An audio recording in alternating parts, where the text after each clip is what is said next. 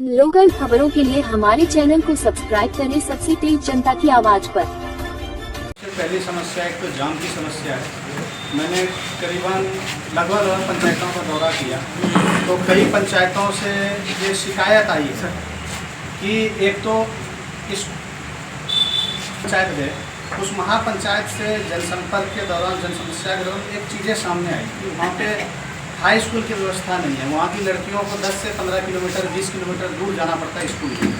तो मैं अभी पंचायतवार दौरा करके ये पता करने की कोशिश कर रहा हूँ कि अगर पार्टी मुझे मौका देती है और मैं प्रतिनिधित्व अमरपुर का करता हूँ और जनता मुझे मौका देगी, अमरपुर की जनता, अमरपुर विधानसभा की जनता, तो सबसे पहले तो मैं वहाँ कमिटमेंट करके आया हूँ कि कुशमहा में एक हाई स्कूल की व्यवस्था हो, जिससे कि हमारी बहनें जो अभी 10 किलोमीटर 15 किलोमीटर 20 किलोमीटर तक जाती है पढ़ने के लिए।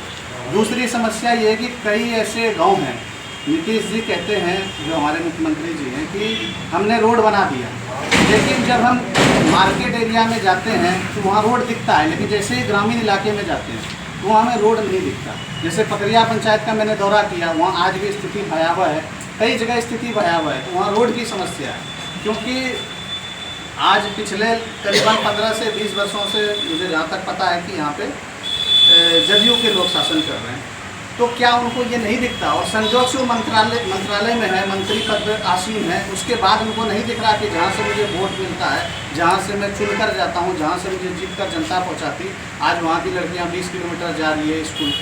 आज वहाँ के लोग रोड के लिए तड़प रहे हैं।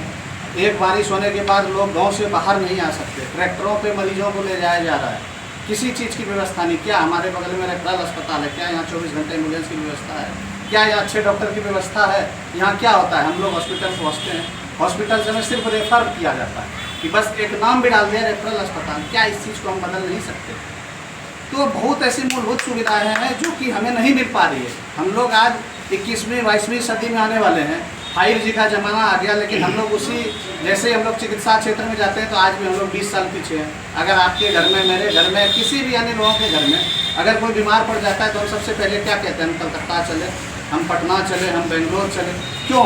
वहाँ भी वही सरकार है, सरकार को उतना ही फंड मिलता है जितना हमारे बिहार सरकार को मिलता है। तो इन चीज़ों के लिए हम बाहर क्यों जाए? आज हमारा युवा क्या रह गया यहाँ? हमारा युवा यहाँ वोट देता है नौकरी करने के लिए, गुजरात जा रहा है। मोदी जी ट्रेन चलवा देते हैं कि यहाँ का मजदूर भर जाएंगे। तो इन सब समस्याओं से मैं अवगत हुआ और मैं चाहता हूँ कि अगर अमरपुर की जनता मुझे या मेरे पार्टी को, महागठबंधन की सरकार को मौका देती है तो हम लोग पहले क्षेत्र के बारे में सोचेंगे कि सबसे पहले यहाँ शिक्षा की व्यवस्था अच्छी हो जाए, स्वास्थ्य की व्यवस्था अच्छी हो जाए। हमारी जो बहनें जो पढ़ने के लिए आज 20 किलोमीटर आज के समय में दूर जा रही है, उनको जाना नहीं पड़े। जो रोड की समस्या है पकरिया पंचायत में, अन्य पंचायत में, वो दुरुस्त हो।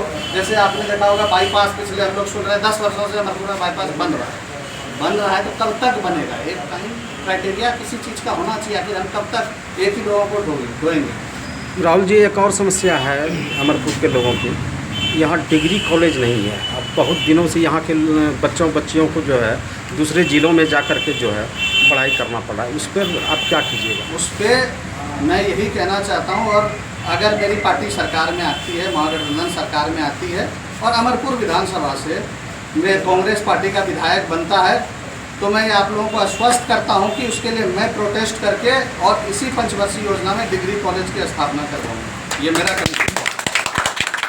नगर पंचायत अमरपुर में एक भी युवाओं के लिए खेलने का मैदान नहीं है। अभी आपने देखा भी होगा, सुना भी होगा कि जो हमारे वर्तमान मंत्री जी हैं उनका भी बयान था और कुछ लोगों का बयान था कि हर पंचायत में हम लोग खेल मैदान बना रहे हैं। लेकिन आपने सही सवाल किया कि अमरपुर नगर पंचायत में नहीं है, क्योंकि अभी का जो प्रोटोकॉल चल रहा है उसमें क्या हो रहा है कि क्षेत्र वाइज, जैसे कि ये चीज़ें भूल जाते हैं कि हम जब जीत के आते हैं तो हम किसी एक व्यक्ति के प्रतिनिधि नहीं होते, चाहे हमें जिसने मतदान किया या जिन्होंने मतदान नहीं किया, हम दोनों के प्रतिनिधि हैं। तो खेल मैदान के लिए इन्होंने किया था, तो इन्होंने ऐसे क्षेत्र में खेल मैदान दिया जहाँ ज़रूरत नहीं थी। नगर पंचायत में ज़्यादातर लोग रहते हैं, नगर पंचायत में होना चाहिए ये चीज़ें। लेकिन मैं आप लोगों को आश्वस्त करता हूँ कि अगर हमारी पार्टी आती है, महागठबंधन की सरकार बनती है, तो अमरपुर में एक नहीं 2 खेल मैदान का प्रोजेक्ट। हाँ, चैनल को लाइक शेयर सब्सक्राइब करना।